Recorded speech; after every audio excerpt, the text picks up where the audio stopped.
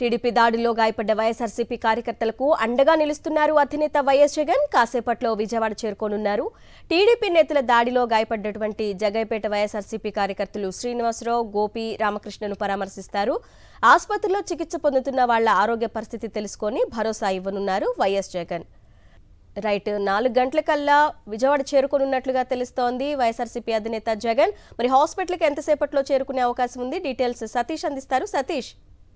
అరుణ, YSR Congress party అధ్యక్షుడు మాజీ ముఖ్యమంత్రి వైఎస్ జగన్మోహన్ రెడ్డి మరి కాసేపట్లో విజయవాడలో ఉన్నటువంటి సన్ రైజ్ హాస్పిటల్కి రానున్నారు. ప్రధానంగా ఈ ఆసుపత్రిలో చికిత్స పొందుతున్నటువంటి వైఎస్ఆర్ కాంగ్రెస్ పార్టీ నాయకుడు గింజుపల్లి శ్రీనివాసరావుని పరామర్శించనున్నారు. గింజుపల్లి శ్రీనివాసరావు పైన 2 రోజుల కిందట అత్యంత పాశవికమైనటువంటి దాడి జరిగింది. తెలుగుదేశం పార్టీకి సంబంధించి జగ్గయ్యపేట నియోజకవర్గంలోని నవాబుపేట గ్రామానికి సంబంధించినటువంటి శ్రీనివాసరావు పైన అదే గ్రామానికి సంబంధించినటువంటి తెలుగుదేశం పార్టీ నాయకులు మూకుమ్మడిగా ఒక పథకం ప్రకారం స్కెచ్ వేసి మరి పెనుగంచిప్రోలు మండలం కొనకంచి క్రాస్ రోడ్డు వద్ద కాపు కాసి ఆ వెహికల్లో వచ్చినటువంటి గింజుపల్లి శ్రీనివాసరావు పైన కర్రలతో అత్యంత దారుణంగా హత్యాయత్నం చేశారు, దాడులు చేశారు.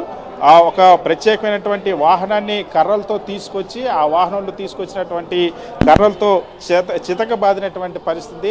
శ్రీనివాసరావుని హత్య చేసేందుకు ప్రయత్నించారు. శ్రీనివాసరావు తండ్రిని ఎవరైతే చంపాడో తెలుగుదేశం పార్టీ నాయకుడు అతనే మళ్ళీ శ్రీనివాసరావు పై కూడా హత్యాయత్నం చేసేటువంటి ప్రయత్నం చేశారు. హత్యాయత్నానికి కూనుకున్నాడు.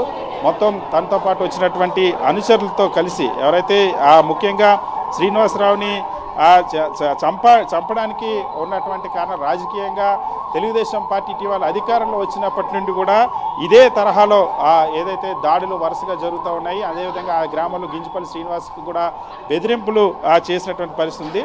చింతా వెంకటేశ్వరరావు, ముఖ్యంగా అలియాస్ బుల్లి అని పిలుస్తారు, ఈ చింతా వెంకటేశ్వరరావు తన అనుచరులు కలిసి గింజుపల్లి శ్రీనివాసరావు పైన హత్యాయత్నం చేశారు. సో ఇప్పుడు ఆ ఆసుపత్రిలో ఆ రోజు నుండి చికిత్స పొందుతున్నటువంటి శ్రీనివాసరావుని వైఎస్ జగన్మోహన్ రెడ్డి పరామర్శించున్నారు. ఇప్పటికే రాష్ట్ర వ్యాప్తంగా కూడా ఈ దాడులు, ముఖ్యంగా రాజకీయ హత్యలు, రాజకీయ హత్యాయత్నాలు రోజు రోజుకి పెరుగుతున్న పరిస్థితి. మరొకవైపు ఆంధ్రప్రదేశ్ రాష్ట్రంలో శాంతి భద్రతలు పూర్తిగా క్షీణించినటువంటి పరిస్థితి. ప్రతిరోజు కూడా ఆడపిల్లలపైన, మైనర్ బాలికలపైన అత్యాచారాలు, హత్యాయత్నాలు జరుగుతున్నటువంటి పరిస్థితులు. వీటన్నిటిపైన కూడా వైఎస్ జగన్మోహన్ రెడ్డి మాట్లాడినారు. ముఖ్యంగా వైఎస్ఆర్ కాంగ్రెస్ పార్టీ నాయకులు లక్ష్యంగా, ఎందుకంటే నంద్యాల జిల్లాలోని మహానంది మండలం సీతారాంపురంలో శ్రీశైలం నియోజకవర్గానికి సంబంధించినటువంటి టీడీపీ ఎమ్మెల్యే ప్రధానమైనటువంటి అనుచరుడు గుడ్డా శ్రీనివాసరెడ్డి కూడా అదేవిధంగా అదే గ్రామానికి సంబంధించినటువంటి పెద్ద సుబ్బారాయుడిని హత్య చేశారు. హత్య చేయడమే కాకుండా అడ్డుకునేటువంటి మహిళలపైన కూడా దాడి చేశారు. పోలీసుల సమక్షంలోనే